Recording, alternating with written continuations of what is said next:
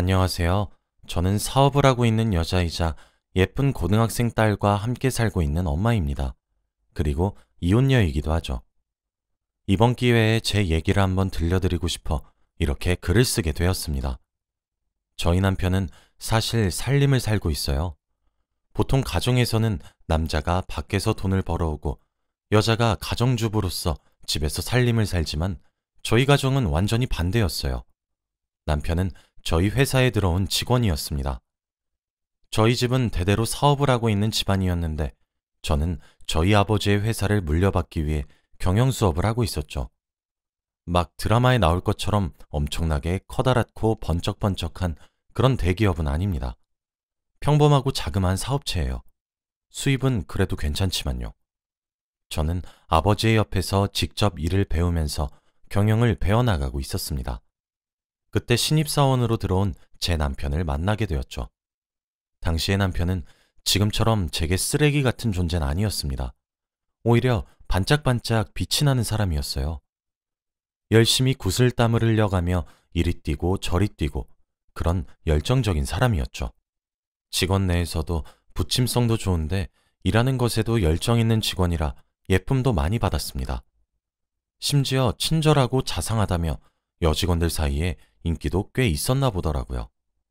물론 사장의 딸이었던 제게도 예외는 없었습니다. 저는 사장실에서 아버지 바로 옆에서 경영을 배우고 있었고 남편은 신입사원이라 사실 잘 마주치지도 않았거든요. 그러던 어느 날 회사에 전체 회식이 있던 날이었습니다. 아버지는 제게 회사 사람들과 더 어울리고 오라고 하시며 먼저 집으로 돌아가셨어요.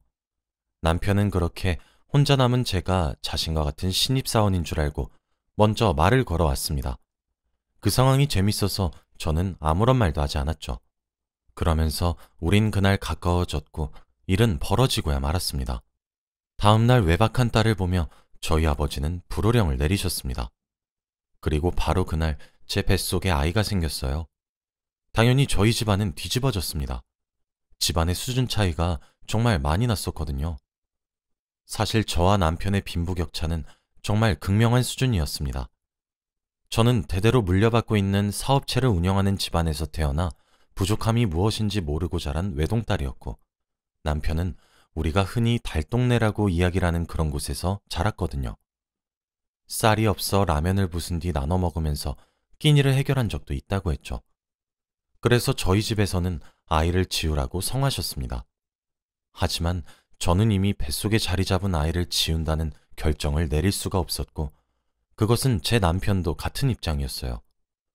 우린 그렇게 번갯불에 콩 볶아 먹듯 결혼식을 올리게 되었습니다. 많은 사람들의 예상과 달리 제 결혼 생활은 정말 평화로웠고 결혼 후에 보여주는 남편의 모습에 뒤늦게 사랑에 빠지게 되었습니다. 저희 아버지께서는 옛날 분이시기도 하고 좀 꽉 막힌 부분이 많이 있어서 정말 가부장적이셨거든요.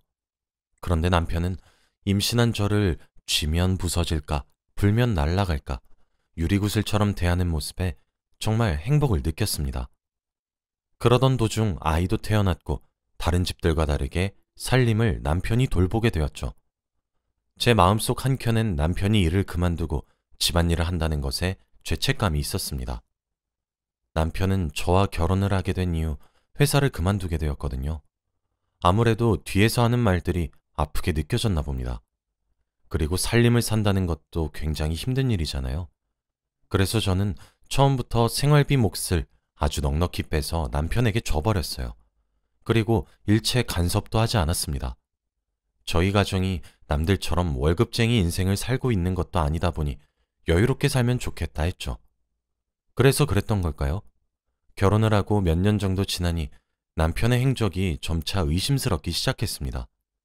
사실 저는 100% 신뢰를 하고 있는 사람에게는 섣불리 의심을 품지 않아요.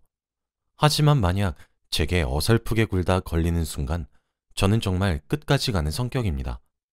남편은 바람피는 사람들의 모든 특징을 가지고 있더군요. 어느 순간부터 한시도 휴대폰과 떨어지지 않고 살았고 잦은 외출과 약속들, 게다가 저와 함께하는 시간에 시큰둥해지기까지 했어요. 그래도 자기 딸은 아주 끔찍히 여기길래 제 착각인가 했습니다. 그러던 어느 날 저는 해외로 출장을 가게 되었어요. 그런데 생각보다 해외에서의 일이 빠르게 마무리가 되어서 원래 일정보다 이틀 정도 빠르게 귀국할 수 있게 되었죠. 가벼운 발걸음으로 집으로 돌아가 보니 거실에 모르는 여자가 와서 와인을 한잔한 것 같은 너저분한 상태더라고요. 제 딸아이는 유치원에 보내고 말이에요. 제 얼굴을 보자마자 귀신이라도 본 듯 사색이 되어 질리는 남편의 얼굴을 보니까 화가 나도 그렇게 날 수 없었습니다. 남편은 그 여자 바로 앞에서 무릎을 꿇고 싹싹 빌기 시작했고 그 여자는 뭐가 그리 당당한지 제 집에서 두 발로 당당히 서 있더군요. 저는 그들의 꼴을 보자마자 동영상을 촬영했고 바로 경찰에 간통죄로 신고했습니다. 이혼 소송을 시작했어요. 하지만 매일 밤마다 울면서 아빠를 찾는 딸아이의 모습과 자기가 정말 미쳤던 것이 분명하다며 정말 딱 한 번의 실수였다며 싹싹 비는 남편의 모습에 생각을 바꾸게 되었어요. 그 이후로도 남편의 얼굴을 가만히 보고 있으면 갈라서고 싶은 마음은 정말 굴뚝 같았습니다. 하지만 차마 아이의 얼굴을 보니 이혼 소송을 계속할 순 없겠더군요. 제가 아이에게 아빠를 뺏어가는 건가 라는 생각이 들어버렸거든요. 그렇게 우리는 극적으로 이혼을 하지 않고 저는 남편을 용서한 후 가슴에 묻기로 했습니다. 하지만 상간녀가 받을 처벌을 없애고 싶진 않았어요. 결국 간통죄로 인해 상간녀는 1심에서 1년의 징역을 받게 되었습니다. 저는 남편이 항소하게 만들었고 그때 고소를 취하했죠. 그래서 남편의 고소는 기각이 되었지만 상간자는 확정 판결을 받아 징역을 살게 되었죠. 사실 이 방법은 상간녀가 항소하면 끝장이었지만 그러진 않더라고요. 그 이후 저는 남편에게 쥐 죽은 듯 살라고 경고했습니다. 믿었기에 넉넉히 주었던 생활비도 딱 정확하게 주기 시작했고 커피 한 잔의 여유는 허락했지만 그 이외의 여가 생활의 지원은 딱 끊었습니다. 남편도 제게 반성문과 각서를 썼기에 아무런 불만도 품지 못했어요. 그렇게 세월이 지났고 저희 딸아이가 고등학교에 입학할 나이가 되었어요. 제가 남편의 외도를 가슴에 묻고 10년이 지난 해였죠. 10년이면 강산도 변한다고 저도 많이 누그러졌습니다. 그리고 남편도 무너진 신뢰를 회복하기 위해서인지 저와 딸아이에게 정성을 쏟기 시작했죠. 그래서 정말 꿈에도 몰랐어요. 저는 뛰는 남편 위에 날고 있다고 생각했는데 사실 남편이 제 머리 꼭대기 위에서 놀고 있더라고요. 제게는 부부 동반 모임이 여러 개 있었습니다. 아무래도 제가 바깥 일을 하기도 하고 사업체 쪽으로도 많은 모임이 있거든요. 하루는 그중 한 모임의 친구로부터 전화가 한 통 걸려오더라고요. 왜 여기까지 와서 자신의 얼굴을 보고 가지 않느냐는 그런 전화였죠. 저는 무슨 말이냐고 물으니까 친구가 대답하더라고요. 너 아냐? 분명 차 번호 너 맞는 것 같던데? 오늘 우리 갤러리에 왔었잖아. 라고 말이에요. 저는 영문을 모르겠어서 잘못 본 거 아니야? 오늘 하루 종일 회사에 있었는데 무슨 소리야? 라고 했죠. 이상하다는 말을 남기고 친구와 전화를 끊었습니다. 그런데 뭐랄까, 기분 나쁜 촉이 온다고 해야 하나? 쎄한 기분이 영 가시질 않더라고요. 저는 서둘러 업무를 마무리하고 퇴근을 해서 집으로 갔습니다. 남편은 아무런 일도 없다는 듯이 오늘 일찍 왔네? 하며 제 저녁을 챙기더군요. 저는 그렇게 깊은 밤이 될 때까지 잠자코 기다렸어요. 밤이 깊은 이후 저는 남편의 차키를 들고 나왔습니다. 그리고 남편 차의 블랙박스를 확인했죠. 그 블랙박스 속엔 정말 상상치도 못했던 인물들이 들어있었습니다. 남편은 10년 전 법정 소송까지 갔었던 상간녀와 다시 만나고 있었거든요. 제 친구가 정확히 남편의 차를 본 게 맞았어요. 남편은 당일에 상간녀와 데이트를 하러 간 곳이 제 친구가 운영하는 갤러리일 거란 사실을 몰랐겠죠. 그러니 대놓고 갔던 모양이더군요. 아무리 간이 커도 설마 알고 갔겠나 싶었습니다. 정말 배신감에 치가 떨렸고 배신감을 넘어서서 누군가 머리를 망치로 세게 꽝 내려찍는 그런 기분이 들었어요. 저는 그 길로 집으로 올라와 조용히 남편의 휴대폰을 열어 확인했습니다. 그러나 남편의 휴대폰엔 외도의 어떤 흔적도 남아있지 않더군요. 이제껏 이런 방법으로 저를 기만했던 거구나 싶었습니다. 일단 남편 차량의 블랙박스 녹화 파일을 제게 옮겨놓은 뒤 그때부터 증거를 수집하기 시작했어요. 남편은 저를 출근시킨 이후 딸도 학교에 보내고 난 뒤 그 여자를 만나러 가더군요. 일주일에 딱 3번 정도 만나고 있었어요. 상당히 규칙적인 만남이었죠. 저는 모든 사실을 알고 난 이후 남편이 사용하고 있는 생활비 통장 또한 조회해 보았습니다. 매달 제가 넣어주는 많은 양의 생활비는 전부 그 여자와 남편의 외도에 들어가고 있었어요. 그리고 제게 정말 충격적이었던 부분은 제가 관리하고 있는 건물의 월세를 남편이 받고 있더라고요. 어쩐지 생활비로는 턱없이 모자랄 정도의 사치를 즐기며 외도를 하는데 그 돈이 다 어디서 났나 싶긴 했습니다. 세입자에게 급히 연락을 해보니 남편이 따로 찾아와 월세를 자신의 계좌로 입금할 것을 요구했다고 하더군요. 솔직히 제가 관리에 소홀했고 미흡했었다는 사실은 인정합니다. 회사 일로도 바빠서 제 생각보다 오랜 기간 동안 제 돈을 남편이 빼돌린다는 사실을 몰랐던 것도 제가 너무 무지했기 때문이죠. 하지만 아무리 그렇다 할지라도 관리에 소홀한 아내를 보며 그 많은 돈을 그렇게 오랜 기간 동안 빼돌릴 수 있다고 보시나요? 믿는 도끼에 발등이 찍힌 수준 정도가 아니었습니다. 진짜 사람 속이 부글부글 끓었어요. 저는 바로 변호사를 선임했습니다. 변호사가 그러더라고요. 보통 상간녀 소송을 하는 이유는 법정 싸움까지 가면 아무리 불륜까지 저지른 사이라고 하더라도 서로 네가 못났니 내가 잘났니 하며 싸워서 사이가 파탄이 나는데 아주 이례적으로 계속 만나는 경우가 있다고 하더라고요. 그리고 제 경우가 그 이례적인 경우였죠. 이 경우에는 상간녀에게 상간자 소송을 준비할 수 있다고 합니다. 저는 그래서 그와 동시에 이혼 소송도 함께 준비하기 시작했어요. 솔직히 저로서는 남편의 행동이 정말 이해가 되지 않습니다. 소장을 날림과 동시에 상간녀가 남편에게 연락을 한 모양이에요. 집으로 돌아가니 오줌 마려운 강아지 마냥 제 주위를 안절부절하며 맴돌더군요. 꼴을 보아하니 상간녀에게 자초지종을 들은 듯 해 보였습니다. 저는 옷을 갈아입으며 물어봤죠. 제가 뭘 그렇게 못해줘서 가정을 버리면서까지 그 여자를 만나야 했냐고 말이에요. 남편은 하얗게 질려 말도 더듬기 시작했습니다. 그런 모습을 눈앞에서 보고 있자니 화가 치밀어 오르기 시작했어요.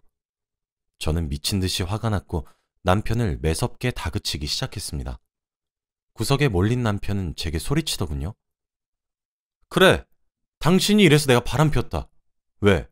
당신이 밖에서 돈 좀 번다고 날 이렇게 무시해도 되는 거야? 내가 집에 처박혀서 집안일이나 하고 있으니까 그래, 내가 얼마나 우습겠어?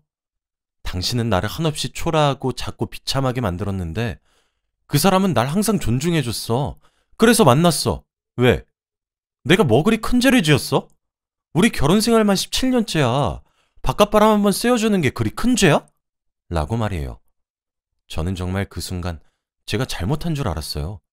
남편의 태도가 너무 당당해서 말이죠. 저는 걔가 당신을 존중했다고? 하! 당신을 존중한 게 아니라 당신이 쓰고 다녔던 내 돈을 존중한 거겠지. 라고 비꼬았습니다. 그날 이후 남편은 대놓고 밖으로 나돌기 시작했어요. 아마 제가 10년 전 남편의 외도를 한번 눈 감아준 적이 있었기 때문에 이번에도 제가 이혼까지 선택하지 못할 것이라고 예상했나 보더군요. 사실 남편의 예상이 처음엔 맞았었습니다. 저도 본보기를 보여주기 위해 이혼이란 카드를 꺼냈었던 것이지 실제로 이혼하기에는 저도 용기가 나질 않았거든요. 그리고 제게는 나쁜 사람이지만 제 딸에게는 좋은, 다정한, 착한 그런 아버지였기 때문에 더욱 그랬지요. 그런데 하루는 딸아이가 제게 연락을 해오더라고요. 밖에서 단둘이 맛있는 음식을 먹으러 가자고 말이에요. 그때까진 몰랐습니다. 딸아이가 무슨 심정이었을지 말이죠. 저는 오랜만에 하는 딸과의 데이트라 즐겁게 시간을 보내기만 했었는데 집으로 돌아가는 길에 딸이 제게 무언가 보여주며 엄마, 이혼하면 안 돼? 라고 말을 하는 게 아니겠습니까? 딸이 보여준 것은 남편이 남편의 차 안에서 그 여자와 차 안에서 행복한 시간을 보내는 영상이었습니다. 딸은 거리가 조금 떨어진 곳에서 영상을 찍기 시작했더군요. 본인도 찍으면서 많이 놀란 모양인지 중간중간 딸이 숨을 들이키는 소리들도 함께 녹음이 되어 있었습니다. 저는 딸이 이런 동영상을 제게 보여주기까지 얼마나 많은 생각을 했었을지 너무나 안쓰러웠고, 그리고 무슨 심정으로 이런 영상을 찍었을지 감히 그 심정을 짐작조차 할 수 없어 남편에게 미친 듯이 화가 나기 시작했어요. 딸은 동영상을 제게 보여주며 펑펑 울기 시작했습니다. 자신의 손으로 부부관계를 틀어버리겠다는 죄책감도 너무 커 보였죠. 저는 당장 무엇부터 해야 할지 도무지 알 수가 없었습니다. 일단 딸을 달랜 이후 집으로 돌아왔어요. 남편은 이제 될 대로 되란 식인 것인지 대체 무엇을 그렇게 믿고 있는 것인지 집에도 없더군요. 저는 우는 딸아이의 얼굴을 보고 진정으로 이혼을 결심했어요. 그딴 것도 아빠라면 차라리 없는 편이 낫겠다 싶더군요. 저는 모든 것들을 변호사에게 고스란히 넘겼습니다. 정말 이혼이란 카드는 마지막에 마지막까지 사용하고 싶지 않았는데 딸아이의 우는 얼굴을 보니 남편이 죽고 제가 살고 싶어지더라고요. 거기다가 남편은 대체 뭐가 그리 당당한 것인지 딸이 집을 비우는 시간이 되면 저희 집에 어김없이 그 여자를 초대하기도 했습니다. 심지어 그걸 제게 걸리기까지 했죠.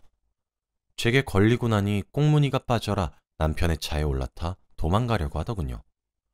저는 신발장 한 켠에 두었던 쇠로 만들어진 야구방망이를 가지고 와서 남편의 차를 미친 듯이 내려치기도 했습니다. 상간녀는 저희 집 주차장에서 소리를 꽥꽥 지르고 남편은 그런 저를 뜯어말리고 정말 개판이 따로 없었죠. 상간녀는 신고하겠다고 고함을 쳤고요. 저는 그 말에 나도 주거침입으로 고소해줄까? 라고 막고함을 질렀습니다. 그러니 상간녀인 자신이 뭐라도 할 수나 있었겠어요? 얼굴이 불그락 푸르락 하는 꼴이 참 가짜났어요. 남편에게도 곧 소장이 날아간다고 소리를 쳤고 그날을 마지막으로 남편은 제 집에 들어올 수 없게 되었습니다. 그때가 되고 나서야 남편은 제가 예전과 달라졌다는 사실을 깨달았나 보더라고요. 참 아이러니한 일이 아니겠어요? 그 이후 상간녀의 소송도 마무리가 잘 되어서 위자료로 수천만 원을 받아낼 수 있었습니다. 반성의 기미도 없고 과거에도 만났던 사람과 불륜을 저지른 것을 다시 반복했다는 점도 추가되어 위자료를 많이 받을 수 있게 되었죠. 법정에서 남편과 상간녀가 소리치는 꼴을 보니 참 꼴불견이 아닐 수 없었습니다. 남편과의 이혼 소송은 협의 이혼으로 잘 마무리를 짓고 있어요. 소송으로 가게 되니 남편이 10년 넘는 세월 동안 살림을 맡으며 전업주부로서의 삶을 살아서 제가 피땀 흘려 번 돈들을 적정 비율로 받을 수 있더라고요. 저는 이혼을 도맡아 주신 변호사에게 제 재산을 그런 방법으로 넘기기 싫다고 간곡히 부탁을 했고 제가 선임한 변호사님들께서 그들만의 노하우로 아주 원만한 합의를 이끌어냈습니다. 그래서 부서진 남편 명의로 되어 있는 승용차 한 대를 제외하고는 한 푼도 주지 않을 수 있었어요. 대신 아이의 양육비는 받지 않기로 했습니다. 어차피 줄 돈도 없을 것 같긴 하지만 말이에요. 딸아이는 저와 함께 심리치료를 다니고 있어요. 심리치료를 하는 것과 동시에 저는 딸에게 모든 진실을 알려주었습니다. 제 딸이라면 분명 이겨낼 수 있을 거라는 믿음이 있었거든요. 딸아이는 자신이 화목한 가족의 형태를 깨부신 것 같다는 죄책감에 아직 많이 힘들어하고 있긴 합니다. 저는 매번 딸아이에게 알려줘서 고맙다고 말을 해주며 이겨내길 기다리고 있어요. 아마 제 남편이자 본인의 아버지인 그 사람을 용서하지 못하겠죠. 참, 저는 제 인생에 있어서 알 만큼 아는 나이가 되었다고 생각했는데 아직도 인생은 참 알다가도 모르겠습니다. 사람 마음 하나 제대로 알기도 어렵고 사람과 사람 사이에 많은 관계가 얽혀 있다는 사실이 아직도 많이 어렵네요. 남편은 그 이후 지금이라도 가정으로 돌아가면 안 되겠냐며 사정을 하고 있지만 저와 딸아이는 받은 상처가 커서 그런지 남편의 그림자 한 자락도 꼴보기가 싫어요. 시간은 많이 걸리겠지만 저도 딸아이도 이번에 받은 상처를 딛고 한층 더 성장하길 바라는 마음뿐입니다. 제 긴 이야기를 들어주셔서 감사합니다.